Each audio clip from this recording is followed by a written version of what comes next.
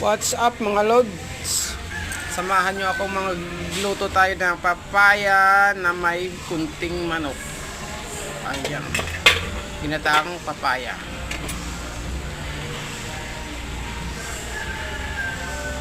Ayan.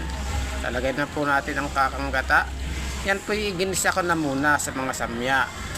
Like sibuyas, bawang, at saka pailuya. Ayan. Pinalambot na ho natin yung papaya kasabay ng manok. Ayan.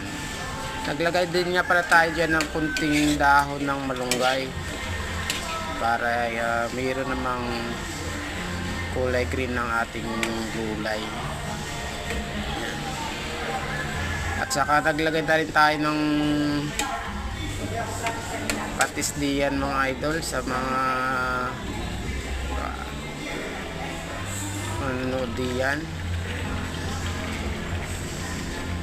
Ayan, bubulak na. Lalagay tayo ng karikit nasin mga idol. Ayan. Tapos ating titimusan iyan kung sakto na ang lasa. Ay pag kulang pa magdadagdag ulit tayo ng karikit pa. Ayan. Ayan, titimusan na natin. Ay hindi pa panama, kunting karikit pa ngayong asin ito mga idol. Ayan, kaya sakto na mga idol, baka umalat naman ang ating pang-ulam hindi na masarap. Ayan, black pepper mga idol.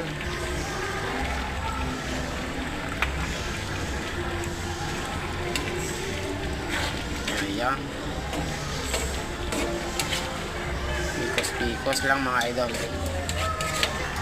Sandali lang mga idol at ating shortcut na ating video para hindi naman tayo mainip sa ating panonood. Ayan.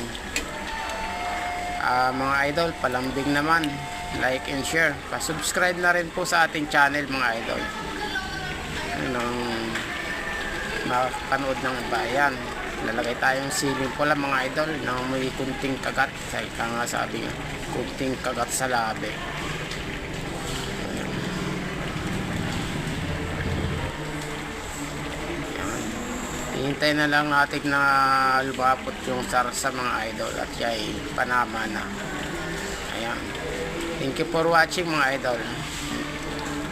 Salamat sa inyong panonood. Bye bye.